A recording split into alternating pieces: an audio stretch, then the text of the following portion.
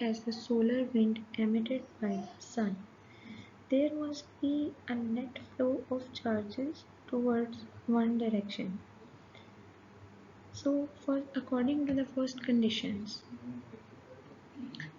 there should be a stream of moving charges. Stream of moving charges means there should be a bulk of charges. If there is the bulk of charges, then we will have the if we have bulk of charges, then we can say that stream of moving charges there is a current, and they may range very small currents such as the nerve impulses to a large as the solar wind emitted by the sun. There must be a net flow of charges towards one direction. That is, all the charges should be unidirectional, so they will make it as that of the current, right? Net flow means there are a lot of charges that are moving in the right side direction, left side direction, and in different directions, but when there is the bulk of charges moving in one direction, then we can say that current is flowing. Or in the presence of the current, the charges may move into the other direction, but where the stream of the charges is observed, so charges will move in that direction.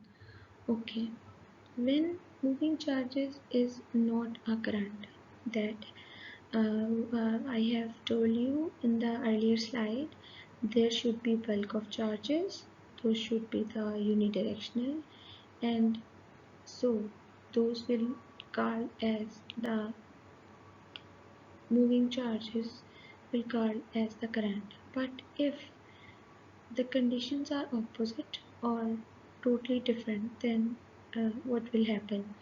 When there is no net flow of charge, even though there are actual movements being, and flow of charges is not still existing, then that is called charge is not charges are flowing but current is not producing. Examples are electrons of a copper conductor in absence of electric potential, because charges are flowing here and there, and there is not any specified direction for those charges. Therefore, we can say that no charge is flowing. Electrons just move randomly.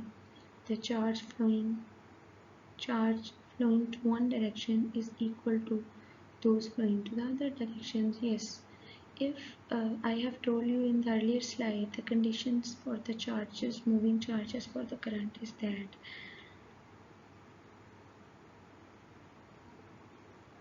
definitely charges flow in all the directions, but we take only one direction for the charge. If charge flow in one direction, then we can take them as the current to flow. But if the charges move randomly here and there, but they are in large number, then we will say that charge is not flowing. Okay, here students, we have a conductor, and we all know a lot of properties of the conductor. Before that, we have discussed about the charge density of the conductors.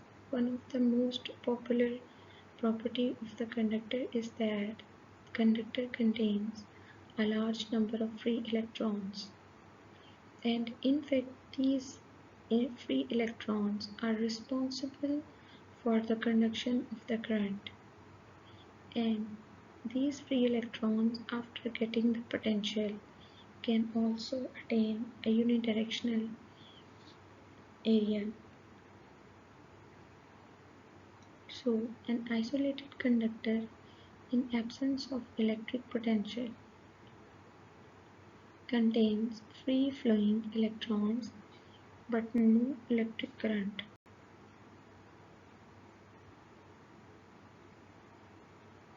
An isolated conductor in absence of electric potentials contains free-flowing electrons but no electric current. What I have told you earlier, that there will be a large number of free electrons, but if the potential is not there, they will not get any appropriate directions, and if there is not any appropriate directions, then current will not flow in a conductor, right? Not flow in the conductor. Therefore, it is clear from the figure, isolated conductor is shown and the charges are shown. So, in a conductor, charges must have to obey the rules for flowing the current. Okay, now how there is the continuation. Continuation means that what are the conditions under which the current continuously remain flowing in the conductor. So a conductor connected to a dry cell or battery has the necessary electric potential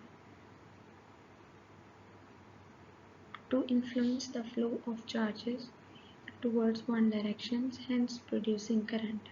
Here is the conductor in front of you, and charges are also showing. And if we connect this conductor to a battery,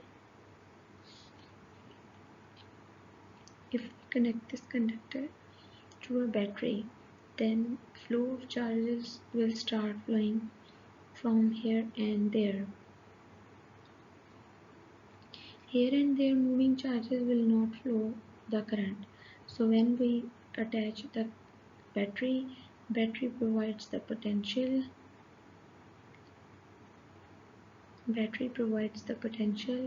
And after getting that potential, charges obtain a path and a stream, and all these charges get one path and start flowing on it, right? You can see this path on the conductor, this battery that has provided the potential.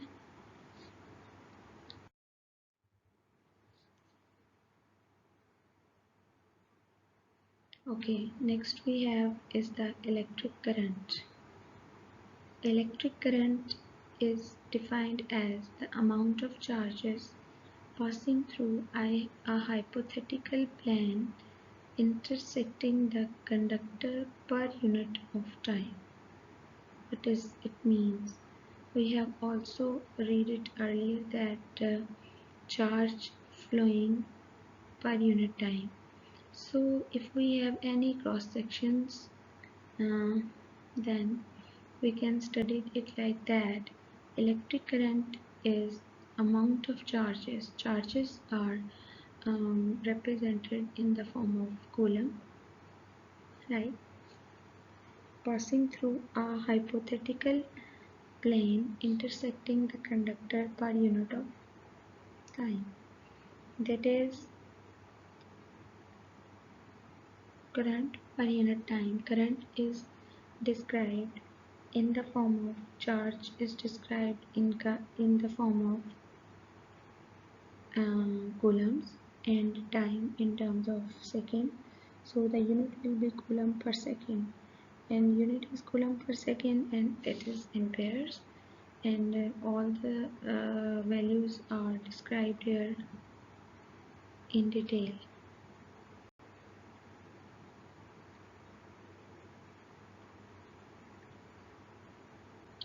Those are current, charges, and time. Okay.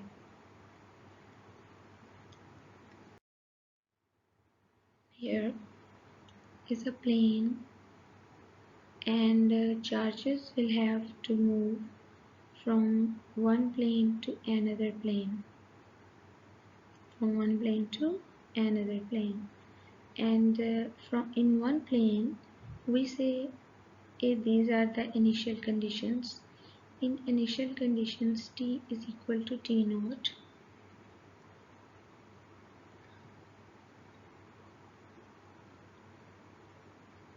And when the charges start flowing, suppose we have only 1 second distance over there.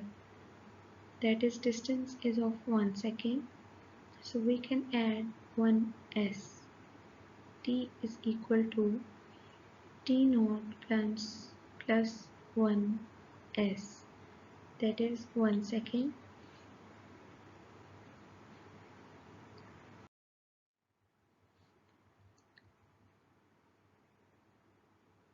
Okay, if we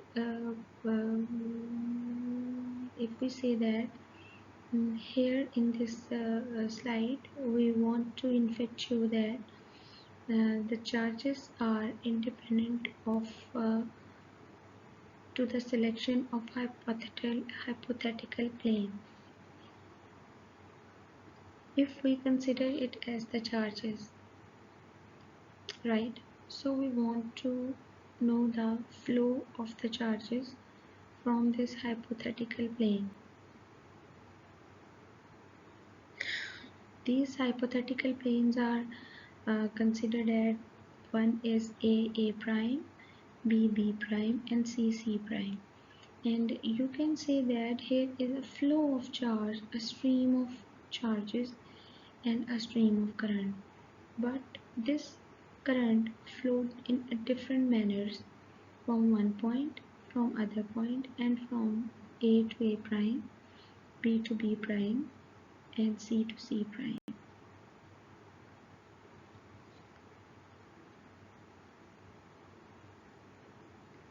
These are the different cross-sectional areas, and if flow of the charge is continuous, then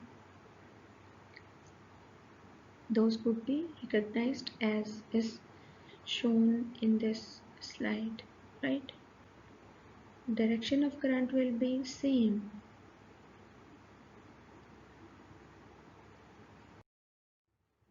Sample problem. You can solve these type of sample problems at your own home, at your own notebooks. So sample problem is wire carries a current of 0.8 amperes. How many electrons passes every section of the wire after every 1 second? Before getting this problem solved, you should know wire carries a current of 0.8 amperes. It means the wire has a flow of charges passing through 1 second. So it is a very simple example. You have current of 0.8 amperes and time of 1 second. So what will be the charge? That will be of 8 coulombs. Okay. Next, in our first slide, we have also seen that current, for the formation of the current, the flow of charges should be unidirectional, and if flow of charges is unidirectional, then it means definitely current contains a direction. So electric current is moving along a conductor has only two possible directions. One direction in which the number of charges are flowing, right? We will consider it as the directional of the current. So electric current is moving along conductor has only two possible directions. Electric current are scalars. Adding and subtracting the current does not consider the orientation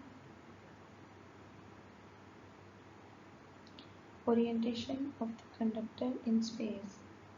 So how current is the scalar quantity. Electric current is moving along a conductor has only two possible directions. Electric current are scalar. Adding and subtracting the current does not consider the orientation of the conductor in space.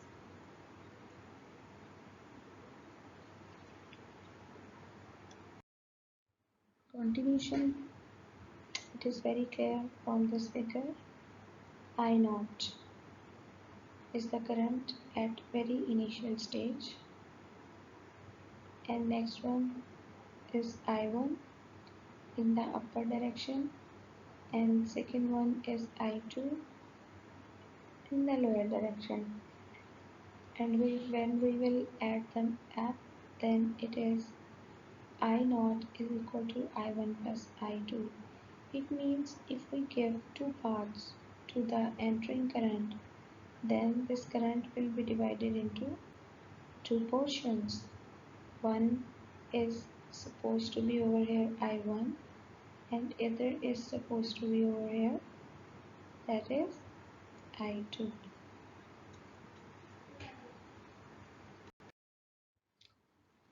Okay.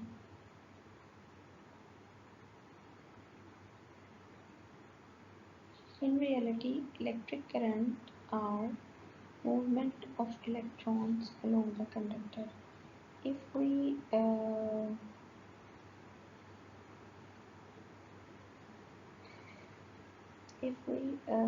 consider in reality electric current, movement of electrons along the conductor, it means those electric charges will not leave the surface of the conductor.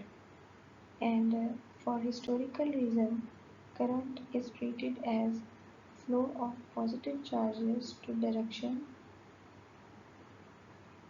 opposite that of the actual movement of electrons.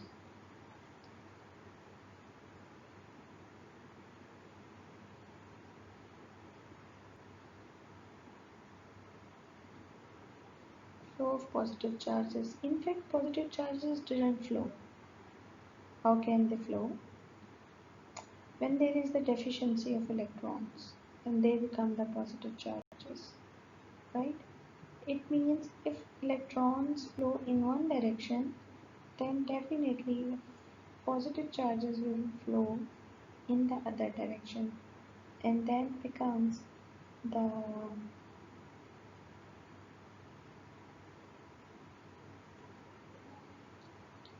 in the opposite direction, and they get the direction for the flow of current. Right, let's move further.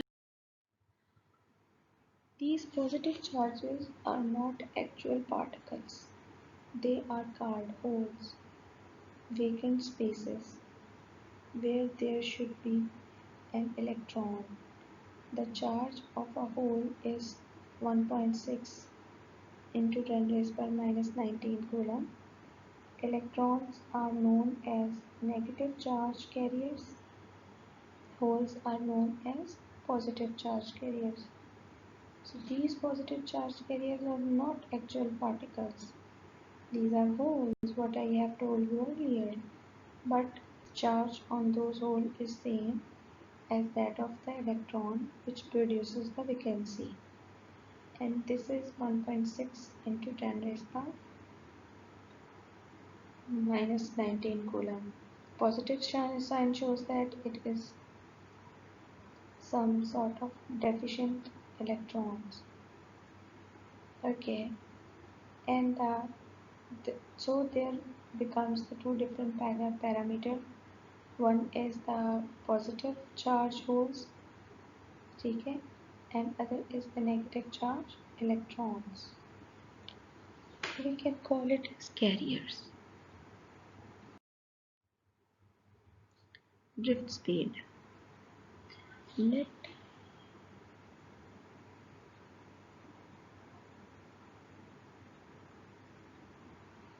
motion of charged particles as a group.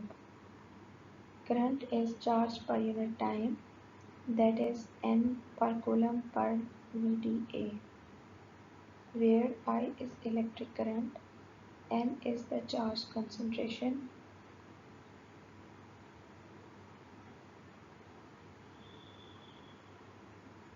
drift velocity, E is the charge of electron, A is the cross-sectional area of conductor. Really very small, 10 raised power minus 5 to 10 raised power minus 4 meter per second compared to random motion of charges, that is I in is equal to in I out. The amount of current entering into any body is equal to the amount of current leaving the surface.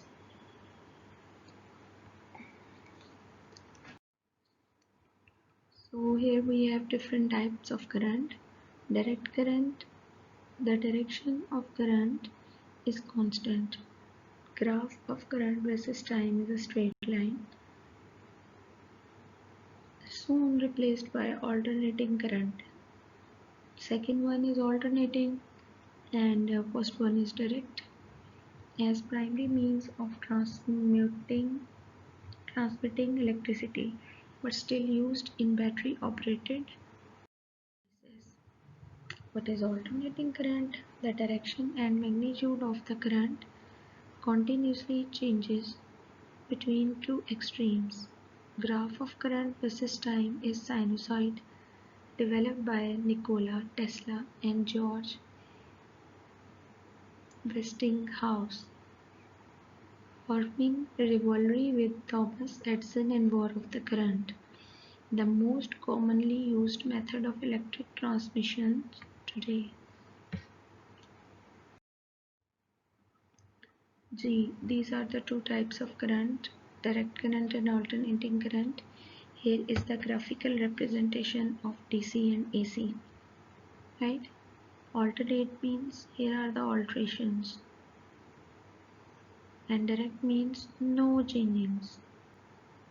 Ideal situation. Thank you so much.